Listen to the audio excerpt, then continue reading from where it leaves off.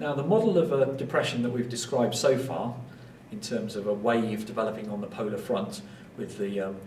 warm air becoming more and more distorted and the cold air wrapping around behind the system until it finally cuts off, doesn't really describe the flow of air through a depression in enough detail. And since we've had satellite observations and radar pictures, we've learned a lot more about how air actually flows through a weather system of this type. So we're going to spend a little bit of time now having a look at that. And it turns out that if you didn't have a constant input of warm, moist air into the depression from the tropical side of the temperature gradient, then the depression would rather rapidly fade away and wouldn't develop into a full-blown weather system of the type that we're used to seeing. And the crucial ingredient, or one of the crucial ingredients of a weather system of this type, and the reason it's able to maintain itself and go through its full life cycle lasting three days or so, is because there is a constant flow of warm, moist air into the weather system from the tropical side. And that flow of warm, moist air is referred to as by meteorologists these days as the warm conveyor belt. And we can think of it as being a flow that's constantly feeding warm, moist air into the system and giving it the energy to continue developing. So we're going to look at a rather complicated figure now, which is going to try and describe the airflows around a depression. We're going to look at effectively a 3D view of a weather system, looking at a kind of map of the weather system at its developing stage in 3 dimensions. And the all-important flow of air through this weather system can be described by this red arrow showing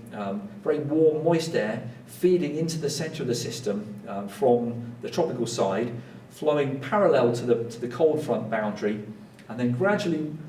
feeding in towards the centre of the depression, and then rising rather rapidly as it reaches the warm front at the surface, rising up the warm front, and that's associated with the cloud and rain that forms at the warm frontal boundary. Now, ahead of the system, there's another flow of air, which is sometimes referred to by meteorologists as the cold conveyor belt. And this is the cold air on the poleward side of the weather system,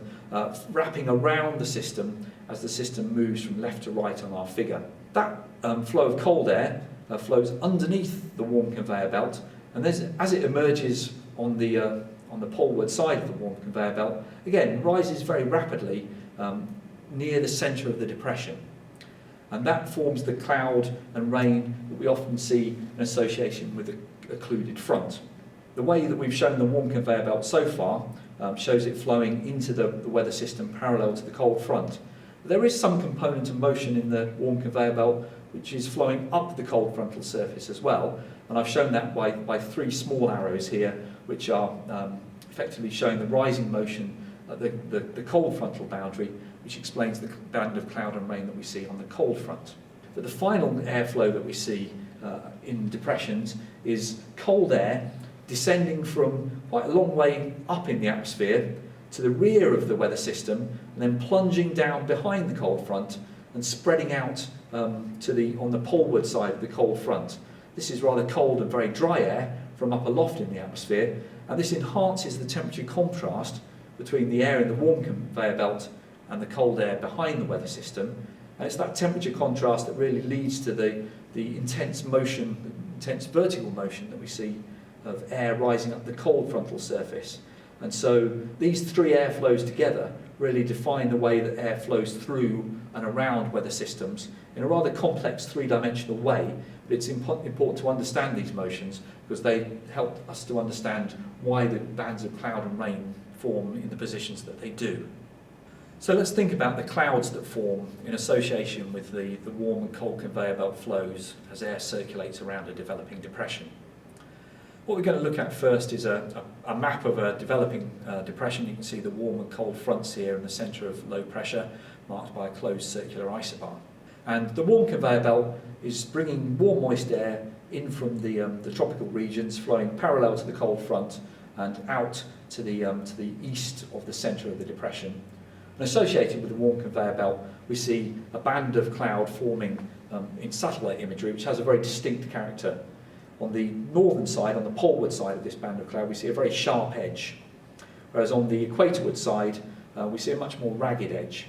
And that cloud is associated with the warm air flowing into the system, rising, and therefore the water vapour condensing and forming cloud, and then the warm conveyor belt turns away from the weather system as it flows eastwards. So this band of cloud is one of the first things that we notice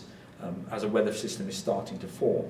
Now, the thing that indicates that a weather system is starting to form in terms of circulation is that the cold conveyor belt flow starts to wrap around the depression on its northward side, and the air in the cold conveyor belt starts to emerge from underneath the warm conveyor belt, and as it emerges it starts to rise.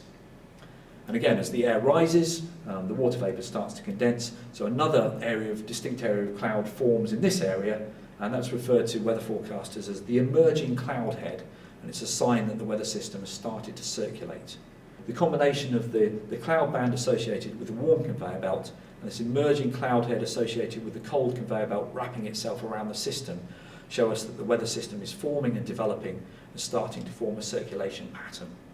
Now, if we take the weather system on through its development cycle a little bit further, then we'll see now a surface pressure map with the occluded front shown, so the system has moved on to the next stage of development. Let's look at how the conveyor belts and their associated clouds look in this particular case. And the band of cloud associated with the warm conveyor belt is still very much there. And what we often see as the weather system develops is that the warm conveyor belt, as it rises over the warm front, starts to turn towards the east. So you see a distinct curve develop in the cloud boundary on the poleward side of the warm conveyor belt cloud.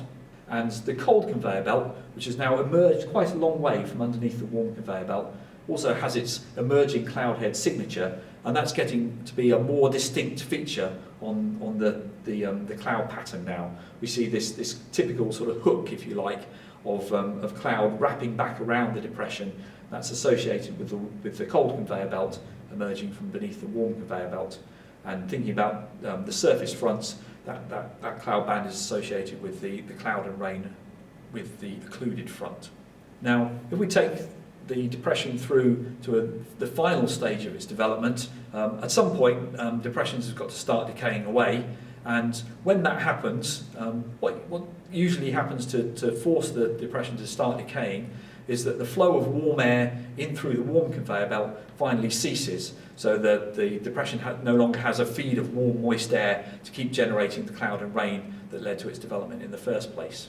And so what we see at the final stage of a depression is that the cloud associated with the warm conveyor belt starts to fade away as the warm conveyor belt no longer becomes a feature of the weather system. And what we're left with is, again, a hook of cloud associated with the cold conveyor belt, which is now the main cloud feature associated with the weather system. Now, that cloud can still be producing some fairly heavy rain, and there can still be very strong winds wrapped around the centre of the depression, but it's a sign that the